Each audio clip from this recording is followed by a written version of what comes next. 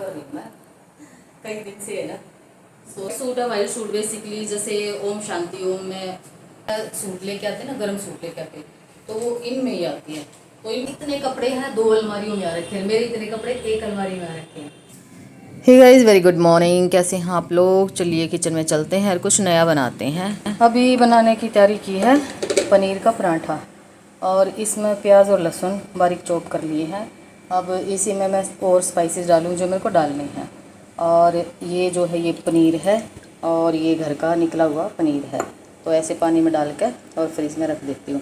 तो इसी में डाल कर और मैं इसको थोड़ा सा क्रश कर लूँगी, तो ये बहुत ही बढ़िया एक स्टफिंग तैयार हो जाएगी। तो इसमें मैं थोड़ी सी तीखे वाली लाल मिर्च और धनिया पाउडर और नमक ये डाल लेती हूँ, और फिर इसको मिक्स कर लेती हूँ।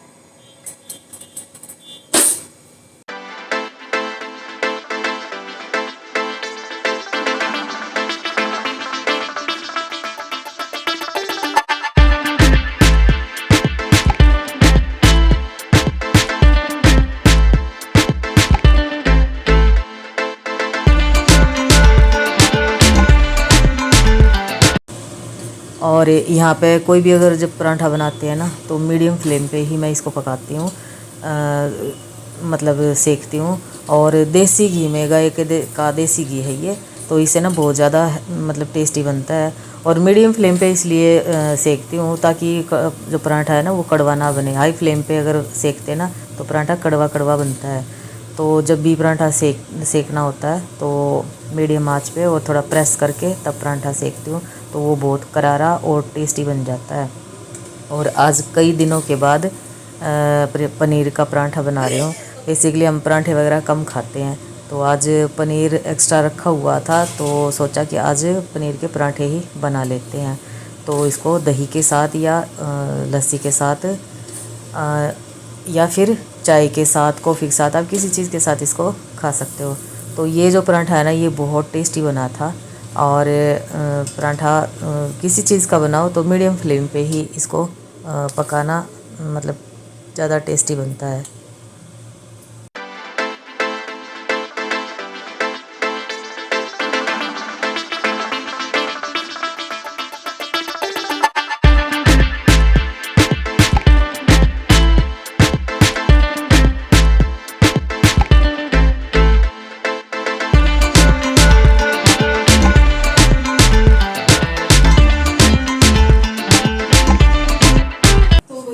आज एक बहुत बड़ा काम कर रही हूँ मैं कई दिन से, है ना।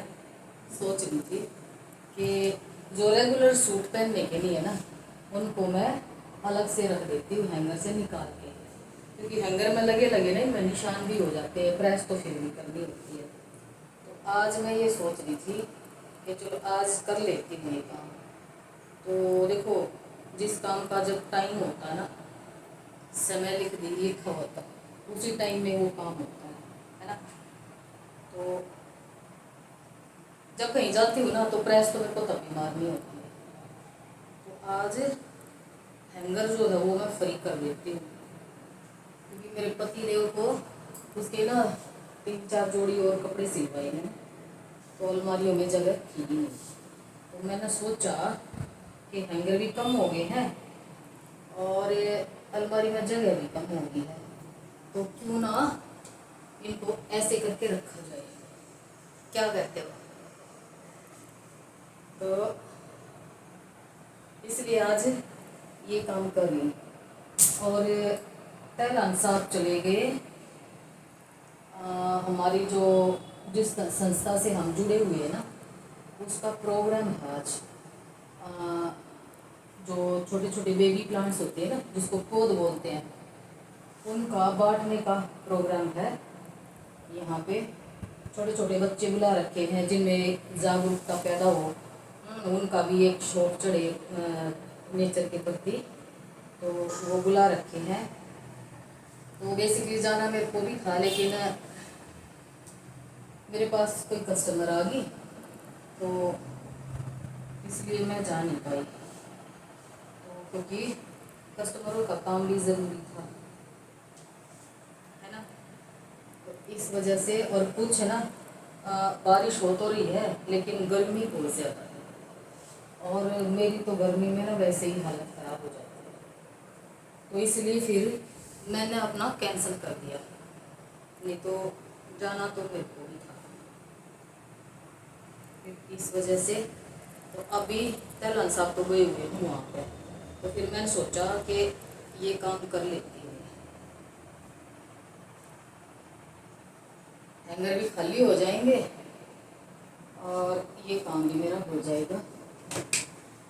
पता है, जब कहीं आते जाते हैं ना, तो यानी किसी रिश्तेदारी में या ऐसे पार्टी वगैरह कहीं मिल जाते हैं, तो उसके कपड़े मेरे अलग होते हैं, बेसिकली सभी के होते हैं।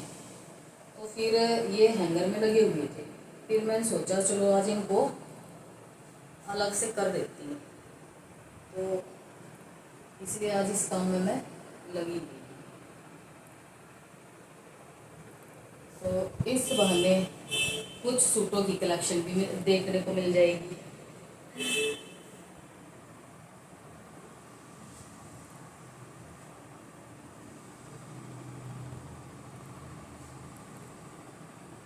तो मेरे जो बाहर पहनने के कपड़े होते हैं ना, वो बिल्कुल अलग होते हैं। घर में जो है वो घसीटती नहीं है, वो अभी इनको ना ऐसे तय करके और फिर रख देंगे।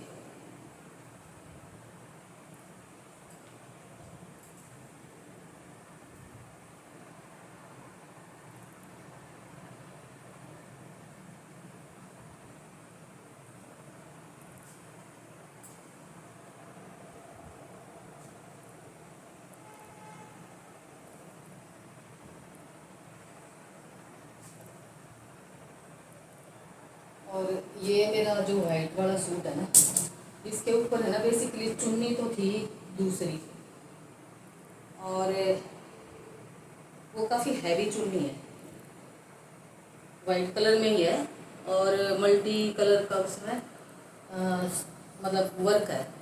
तो फिर इसलिए मैंने सोचा, ये चुन्नी मेरे पास रखी हुई थी, तो ये अब इसके साथ मैंने रख दी है। जब मैं इसको डालती हूँ तो ये चुन्नी ले लेती हूँ। वाइट सूट है, वाइट सूट बेसिकली जैसे ओम शांति ओम में का वो प्रोग्राम होता है, वहाँ डाल जाती हूँ मैं। और वैसे तो किसी के फंक्शन में तो नहीं डाला जाता वाइट सूट, लेकिन ऐसे प्रोग्रामों में मैं चली पहन के चली जाती हूँ। और ये वाला सूट भी जो है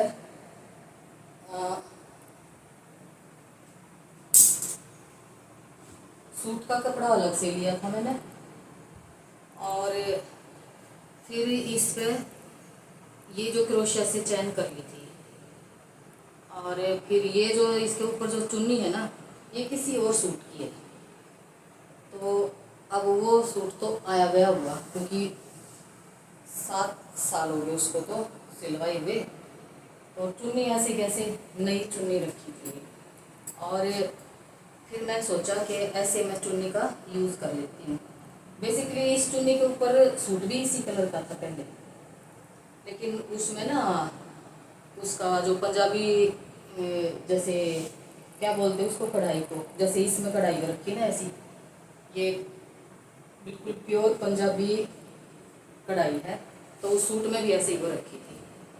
तो वो सूट मतलब अच्छा कपड़ा नहीं निकला, लेके आई थी उस साइड से ही, पंजाब साइड से ही, और उसका कपड़ा ना बिल्कुल अच्छा नहीं निकला। तो फिर ये चुन्नी चिनोन की चुन्नी है, हैवी चुन्नी है, तो इसलिए मैंने इस पे ले लिया। अच्छा, फिर ये भी मैंने प्लेन सूट ही लिया था, ये दिल्ली से लिया था। तो इसमें भी मैं ब्लू कलर के ये जो बटन लगा दिए, और वहीं से ना दिल्ली से ही साड़ी थी, ये वाली साड़ी थी। साड़ी में से मैं एक चुन्नी का कपड़ा ले आई थी, और इसके चारों साइड में गोल्डन कलर की लेस लगा दी। तो फिर ये बहुत प्यारा सूट बन के तैयार हो गया। तो ऐसे करके, और बहुत सुंदर सूट बन गया है ये।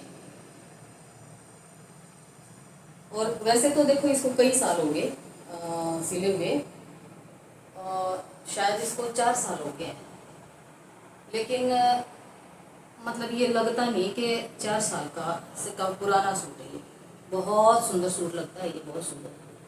तकरीबन मेरे ऐसे ही सूट है। अब ये वाला जो सूट है, ये भी मैं कपड़ा लेके आई थी वहीं से, दिल्ली से ही, और ये थोड़ा सा सिल्क टाइप में है।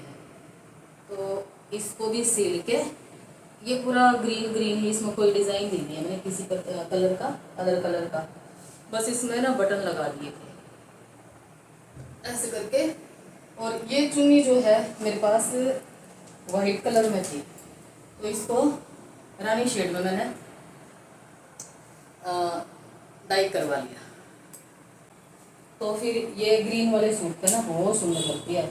और इसकी ना पटियाला लुक की मैंने सलवार बना रखी है, तो ये बहुत सुंदर सूट बन के तैयार हो गया है। तो ऐसे चुन्नी भी मैं ऐसे एडजस्ट कर लेती हूँ, उसी हिसाब से सूट सिल लेती हूँ। पता है क्या है, जब खुद सूट की सिलाई करने लग जाओ ना, तो उसमें कोई भी आप डिज़ाइन डाल सकते हो। और मेरे तकरीबन सारे सूटों में ना कुछ न कुछ क्रिएटिविटी मिलेगी। अब रह गया ये लास्ट का,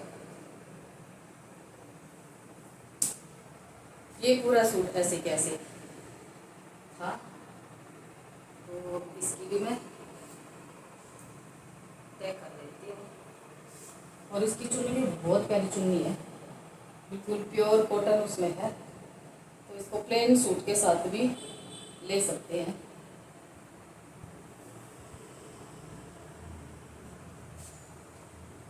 तो ये हो गया है।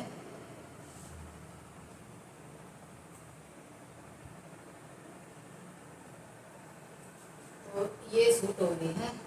और ये चुन्नी बेसिकली एक सूट था, कमीज़ का कपड़ा था ये, तो उससे मैंने ये चुन्नी बना ली। अब इस चुन्नी को ना किसी भी सूट के साथ ले सकते हैं। यानी देखो, ये पर्पल है, इसके साथ ग्रीन के साथ, एक ग्रीन कलर का सूट था मेरे पास, ग्लास कॉटन का प्लेन, तो उस पर मैं लेती थी। अब वो इस चुन्नी को भी कितने साल हो गए, शायद 7-8 साल हो गए हैं इसको भी। तो इनको भी मैं इसके साथ ही रख देती हूँ। और ये हो गए हैं खाली। अब तैलान साहब को और लाने की ज़रूरत नहीं पड़ेगी। तो इतने सारे मैंने खाली कर दिए हैं, और इनको मैं रख दूँगी एक इतना बड़ा सारा बैग है उसमें रख के, और बीच में पेपर लगा के, और फिर मैं रख दूँगी। और फिर इसकी जो प्रेस है ना वो भी ख़राब नहीं होगी। तो इसको मैं रख देती हूँ। तो अब ये देखो, ये जो ये पैकिंग है ना, ये मेरे पास रखी हुई थी। जैसे सर्दी में सूट लेके आते ना, गर्म सूट लेके आते, तो वो इनमें ही आती है। तो इनको मैं सूट की सिलाई करने के बाद इनको मैं निकाल लेती हूँ। तो ये ऐसे मेरे को मतलब मुझे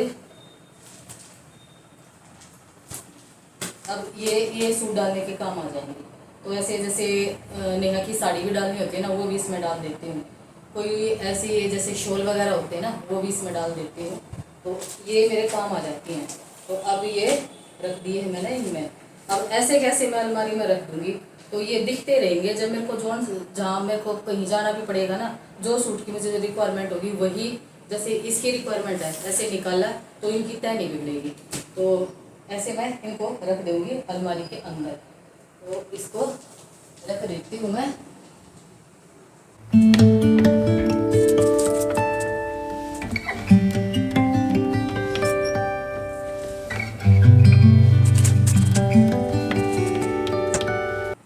तो ये भी काम हो गया है। और एक अलमारी खाली हो गई है। अब तलन साहब आएंगे तो उनको बोलूँगी आपके पास इतने कपड़े हैं 2 अलमारियों में आ रखे हैं, मेरे इतने कपड़े एक अलमारी में आ रखे हैं। तो चलिए फिर बाय बाय, फिर मिलते हैं।